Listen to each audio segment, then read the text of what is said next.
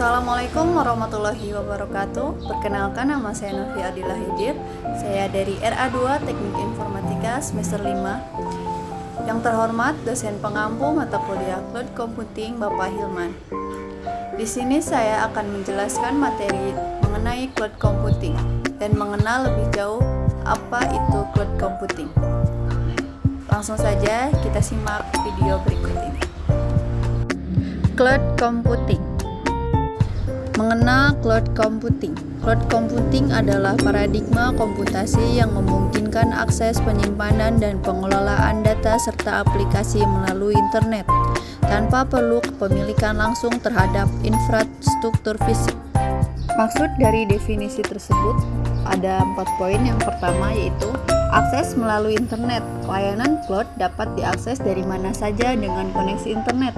Pengguna dapat mencapai sumber daya komputasi tanpa perlu terhubung secara fisik ke infrastruktur tersebut. Yang kedua, penyimpanan dan pengelolaan data. Data dapat disimpan dan dikelola di lingkungan cloud. Ini mencakup penyimpanan file, basis data, dan berbagai layanan pengelolaan dan data lainnya. Yang ketiga itu ada aplikasi. Aplikasi dapat diakses dan dijalankan dari cloud tanpa perlu instalasi langsung pada perangkat pengguna. Ini memungkinkan pengguna untuk menggunakan aplikasi tanpa memikirkan infrastruktur di baliknya. Yang keempat, tanpa kepemilikan langsung terhadap infrastruktur fisik. Pengguna tidak perlu memiliki atau mengelola infrastruktur fisik seperti server atau pusat data. Ini ditangani oleh penyedia layanan cloud, membebaskan pengguna dari tanggung jawab operasional terkait infrastruktur tersebut. Beberapa poin tentang cloud computing. Yang pertama ada model pelayanan, yang kedua model implementasi, yang ketiga keuntungan, yang keempat penyedia layanan cloud, yang kelima keamanan dan privasi. Pengertian cloud computing. Cloud computing adalah sebuah model komputasi yang memungkinkan akses mudah dan on-demand ke sekumpulan sumber daya komputasi bersama, seperti server, penyimpanan database jaringan, perangkat lunak, analitika, dan kecerdasan buatan melalui internet. Istilah cloud digunakan sebagai representasi abstrak dari internet dalam diagram sistem.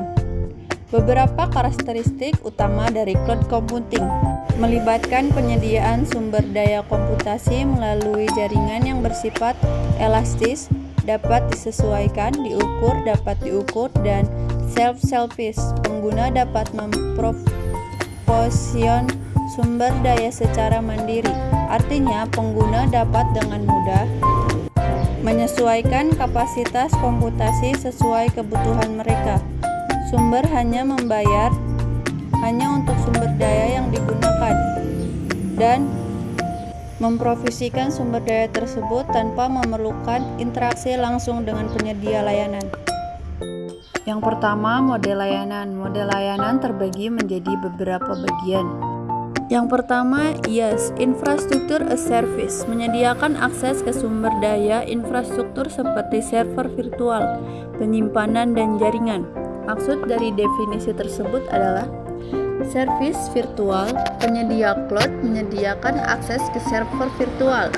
Ini berarti bahwa pengguna dapat menggunakan kapasitas komputasi dari server yang ada di cloud tanpa harus memiliki atau memelihara server fisik secara langsung. Server virtual ini dapat diatur dan disesuaikan sesuai kebutuhan. Yang kedua, penyimpanan. Layanan cloud juga menyediakan akses ke penyimpanan virtual. Pengguna dapat menyimpan dan mengelola data mereka tanpa harus memiliki perangkat penyimpanan fisik. Ini termasuk penyimpanan file, basis data, dan layanan penyimpanan lainnya. Yang ketiga, jaringan. Penyedia cloud menyediakan infrastruktur jaringan yang memungkinkan pengguna untuk terhubung ke sumber daya cloud. Ini mencakup manajemen lalu lintas data, konfigurasi jaringan, dan aspek-aspek lain dari konektivitas di lingkungan cloud. Yang kedua ada PaaS, Platform as a Service, memberikan platform pengembang yang mencakup sistem operasi, middleware, dan runtime sehingga pengembang dapat fokus pada pengembangan aplikasi. Maksud dari definisi tersebut adalah yang pertama, sistem operasi. Penyedia layanan cloud menyediakan sistem operasi OS yang mendasari untuk lingkungan pengembangan. Pengembang tidak perlu khawatir tentang pengelola atau konfigurasi sistem operasi fisik, karena ini ditangani oleh penyedia cloud, karena mereka dapat memiliki sistem operasi yang sesuai dengan kebutuhan aplikasi mereka. Yang kedua ada middleware. Middleware adalah perangkat lunak yang menyediakan layanan tambahan di antara aplikasi dan sistem operasi. Dalam lingkungan cloud, penyedia layanan menyediakan middleware yang diperlukan untuk mendukung pengembangan aplikasi. Ini termasuk berbagai layanan seperti basis data, antrean pesan, atau layanan keamanan yang memudahkan pengembangan aplikasi. Yang ketiga ada runtime. Runtime adalah lingkungan yang pelaksanaan di mana aplikasi berjalan.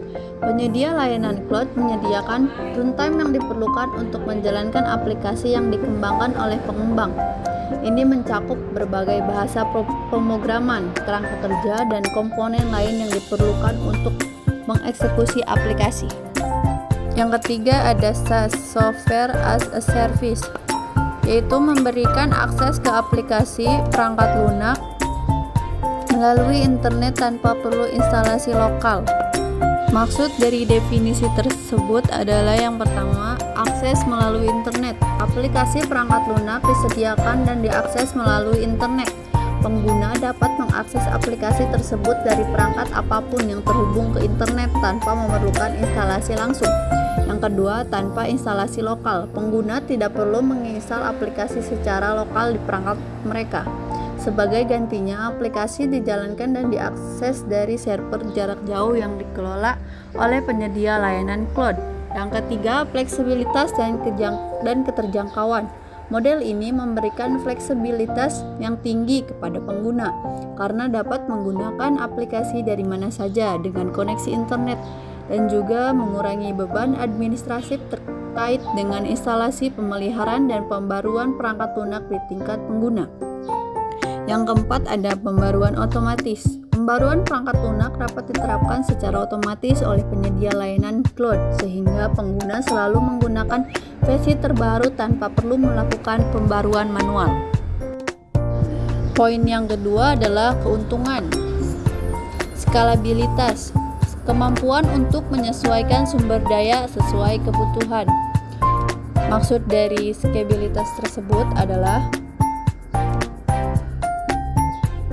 skabilitas merujuk pada kemampuan sistem atau layanan menyesuaikan ukuran atau kapasitasnya sesuai dengan kebutuhan yang berubah. Contoh, dalam cloud computing, organisasi dapat menyesuaikan kapasitas komputasi mereka, seperti menambah atau mengurangi jumlah server virtual sesuai dengan lonjakan beban kerja atau kebutuhan komputasi tertentu. Ada efisiensi biaya, mengurangi biaya infrastruktur dan pemeliharaan. Maksudnya, efisiensi biaya mencakup strategi dan praktik untuk mengoptimalkan pengeluaran dan mendapatkan nilai maksimal dari investasi. Contoh, dengan menggunakan layanan cloud, organisasi dapat mengurangi biaya fisik infrastruktur karena mereka hanya membayar untuk sumber daya yang mereka gunakan. Ini memungkinkan penyesuaian biaya secara lebih fleksibel dengan kebutuhan aktual. Selanjutnya, aksesibilitas global. Data dan aplikasi dapat diakses dari mana saja dengan koneksi internet. Maksudnya, aksesibilitas global mengacu pada kemampuan untuk mengakses data dan aplikasi dari mana saja di dunia, asalkan ada koneksi internet. Contoh, layanan cloud memungkinkan pengguna untuk mengakses data atau aplikasi tanpa terbatas oleh lokasi fisik. Ini mendukung kerja tim yang terdistribusi atau pengguna yang perlu mengakses informasi dari berbagai lokasi geografis. Poin ketiga ada model implementasi. Yang pertama, public cloud. Layanan cloud yang disediakan oleh penyedia dan dapat diakses oleh publik. Maksudnya, yang pertama itu disediakan oleh penyedia layanan cloud. Layanan ini disediakan oleh penyedia layanan cloud yang memiliki dan mengelola infrastruktur sumber daya komputasi dan layanan-layanan terkait. Pengguna tidak perlu memiliki atau mengelola fisik infrastruktur tersebut secara langsung. Yang kedua, akses publik. Layanan ini dapat diakses oleh publik secara umum. Pengguna dapat mendaftar dan menggunakan layanan tersebut tanpa perlu batasan khusus. Yang ketiga ada skalabilitas. Layanan cloud publik sering kali menawarkan skalabilitas yang tinggi, kemungkinan pengguna untuk menyesuaikan sumber daya sesuai kebutuhan mereka. Yang keempat ada model pembayaran Pay as you go. Sebagian besar layanan cloud public menggunakan model pembayaran berbasis konsumsi, di mana pengguna membayar hanya untuk sumber daya mereka yang mereka gunakan. Yang kelima ada aman dan dikelola oleh penyedia. Penyedia layanan cloud bertanggung jawab untuk menyediakan keamanan dan ketersediaan layanan tersebut, mencakup pemeliharaan infrastruktur dan penanganan pembaruan keamanan dan menyediakan lapisan keamanan untuk melindungi data pengguna. Yang ketiga ada private cloud. Infrastruktur cloud digunakan secara eksklusif oleh suatu organisasi. Maksudnya adalah yang pertama eksklusif penggunaan infrastruktur cloud privat dikonfigurasi untuk digunakan secara eksklusif oleh suatu organisasi atau entitas. Yang kedua, dikelola dan dimiliki oleh organisasi. Organisasi bertanggung jawab penuh atas kepemilikan, konfigurasi, dan pengelolaan infrastruktur cloud. Yang ketiga, akses terbatas. Akses ke infrastruktur cloud privat terbatas pada anggota atau entitas yang berada di dalam organisasi yang memiliki cloud tersebut.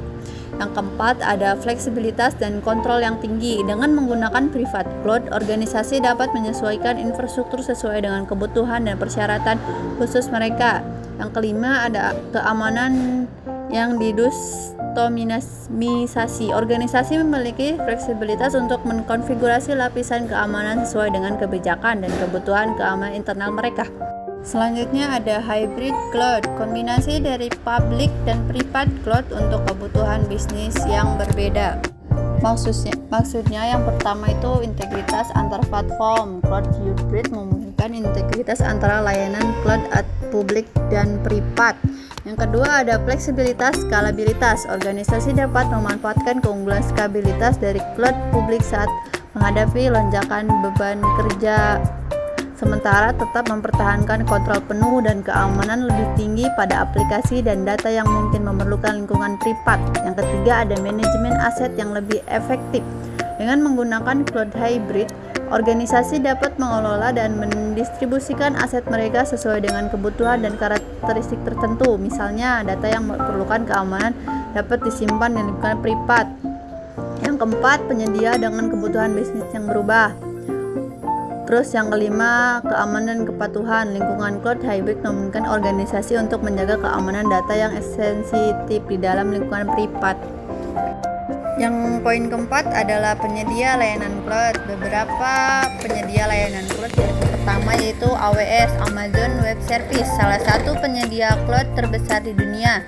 Yang kedua ada Azure, Microsoft Azure, platform cloud dari Microsoft. Yang ketiga ada GCP, Google Cloud Platform, layanan cloud yang disediakan oleh Google. Poin kelima ada keamanan dan privasi. Pengelolaan keamanan data menjadi tanggung jawab bersama antara penyedia dan pengguna layanan cloud. Enkripsi data dan kontrol akses adalah aspek penting dalam menjaga keamanan. Pemahaman tentang konsep ini memungkinkan organisasi untuk mengoptimalkan penggunaan sumber daya IT, meningkatkan fleksibilitas dan respons kebutuhan bisnis dengan lebih cepat. Mungkin hanya itu pemaparan materi atau presentasi yang dapat saya sampaikan. Kurang lebihnya mohon maaf. Wabillahi taufiq wal hidayah. Wassalamualaikum warahmatullahi wabarakatuh.